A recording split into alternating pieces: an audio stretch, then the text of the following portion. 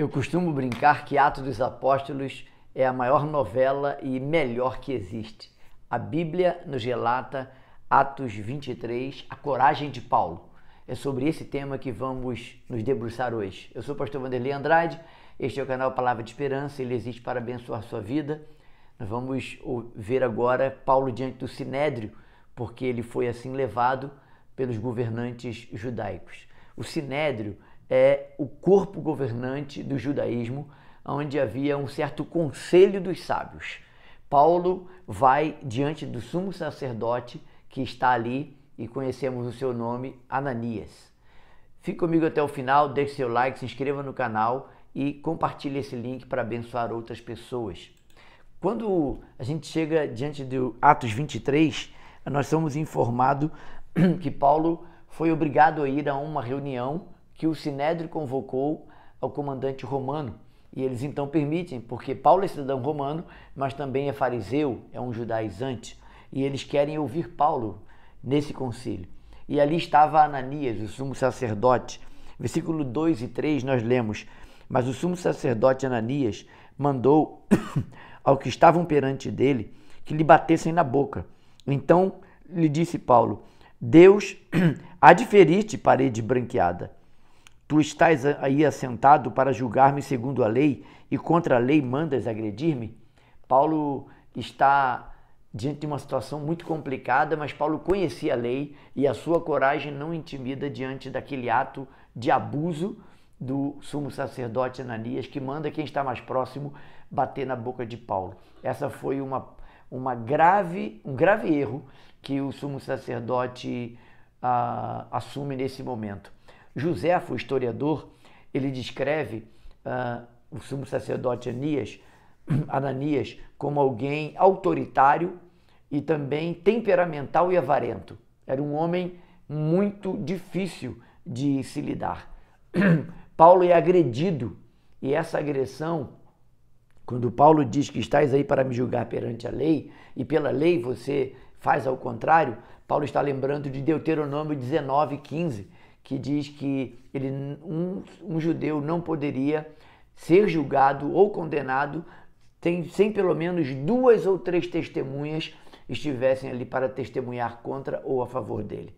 Então, esse ato de violência fez com que Paulo reagisse, e ele reagiu dentro da lei judaica, porque como fariseu ele conhecia a lei.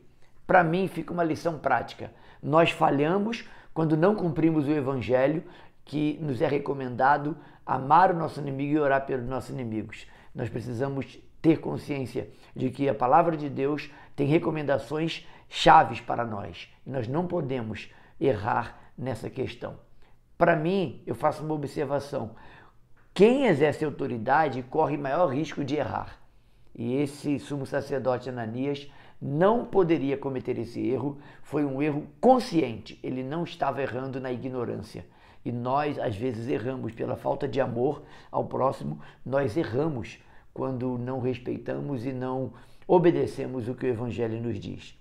Havia 2 grupos reunidos ali. Paulo percebeu isso numa leitura rápida, que havia ali 2 grupos, saduceus e fariseus. Os saduceus não criam na ressurreição. Então Paulo começa a sua defesa falando exatamente sobre isso. Sou fariseu, portanto estou sendo julgado porque creio na ressurreição. Isso causou um tremendo tumulto. Versículos de 6 a 8 nos revela esse fato.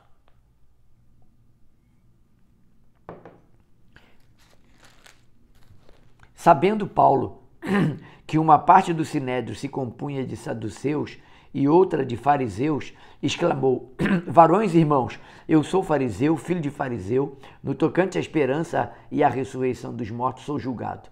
Ditas estas palavras, levantou-se grande dissensão entre fariseus e saduceus, e a multidão se dividiu, pois os saduceus declaram não haver ressurreição, nem anjo, nem espírito, ao passo que os fariseus admitem todas estas coisas. Houve um grande tumulto ali, porque os fariseus, além de crer na ressurreição, eles também criam no ministério dos anjos, e eles pensaram, algum anjo pode ter se revelado a Paulo lá no caminho chegando a Damasco. Então nós precisamos ter cautela. E eles não queriam, por orgulho, ceder à questão principal de racha entre saduceus e fariseus, que é a questão da ressurreição para a vida eterna. Deus nos julgará quando enfrentarmos situações difíceis. Por causa da nossa fé, nós precisamos ficar firmes. Jesus alertou os discípulos lá em Marcos 13, de 9 a 11, eu vou ler só o versículo 11, que diz: quando, pois, vos levarem e vos entregarem às autoridades, não vos preocupeis com o que haveis de dizer, mas o que vos for concedido naquela hora falai, porque não sois vós os que falais, mas o Espírito Santo. Provavelmente, Paulo, quando entra naquele sinédrio, ele está diante daquelas autoridades, ele percebe pelo Espírito de Deus que ali havia uma brecha e por isso ele aproveitou esse momento e usou do que ele conhecia, que era a doutrina dos fariseus, a ressurreição. No versículo 14 e 15, quando a confusão se acalmou, eles planejaram um novo ataque no dia seguinte. Versículo 14 e 15 de Atos 23 nos informa isso. Estes, indo ter com os principais sacerdotes e os anciãos, disseram: juramos, sob pena de anátema, não comer coisa alguma enquanto não matarmos a Paulo. Agora, pois, notificai ao comandante, juntamente com o sinédrio, que vô-lo apresente como se estivesse para investigar mais acuradamente a sua causa, e nós, antes que ele chegue, estaremos prontos para assassiná-lo. O plano está feito, a emboscada está bem planejada. Os versículos seguintes nos informam que eram 40 pessoas que estavam fazendo um pacto. Há algo interessante aqui nesse texto, porque antes de chegarmos no versículo 14 e 15, que eu acabei de ler, Deus fala diretamente com Paulo. Eu vejo aqui uma palavra de encorajamento. O Senhor se revelou a Paulo que havia de levá-lo a Roma, então, portanto, Paulo não morreria. A palavra que Jesus dá para Paulo é: tem bom ânimo.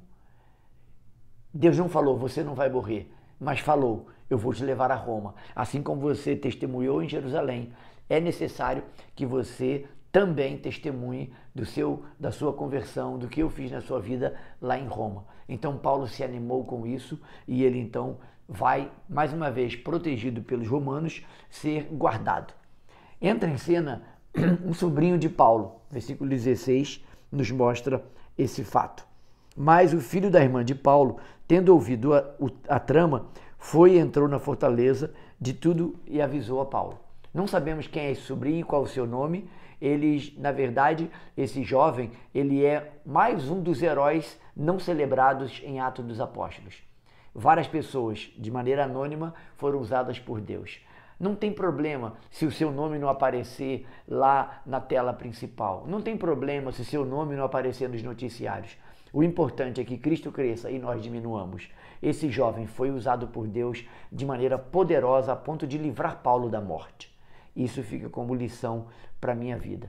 O texto diz, versículo 12 e 13, que eram 40 homens que estavam dispostos a jejuarem, não beber e não comer até que Paulo fosse morto. Paulo então recebe a notícia do seu sobrinho e Paulo imediatamente, por ser cidadão romano, pede que leve seu sobrinho ao comandante. O comandante o leva a uma sala à parte e ouve o que aquele jovem tem a dizer e ele planeja naquela noite retirar Paulo daquele local perigoso, Jerusalém, e o transfere para Cesareia. E aqui há um detalhe, eram 40 homens que queriam assassinar Paulo. A preocupação do comandante é tão grande com a vida de Paulo, porque ele sabia o quanto a vida de Paulo era valiosa, e se Paulo morre nas mãos dele, ele teria um problema muito grande. Ele convoca 200 homens, soldados, para escoltar Paulo. Paulo vai então escoltado à noite e leva junto com ele uma carta a Félix, que é o governador. Então, em Cesareia, era a sede romana da região. Ele transfere o caso para o governador Félix e essa emocionante história continua no capítulo 24 de Atos dos Apóstolos, que nós vamos ver no próximo episódio. Fique comigo para o próximo episódio, assista os outros episódios se você não assistiu e acompanhe essa linda história do Espírito Santo em Atos dos Apóstolos. Eu sou o pastor Wanderley Andrade, este é o canal Palavras de Esperança, ele existe para abençoar a sua vida. Você vai deixar o seu like, compartilhar esse link fazer um comentário, aquilo que você aprendeu no capítulo 23 que você não sabia. Comente algo que lhe chamou a atenção no capítulo 23. Um forte abraço, tenha sempre esperança.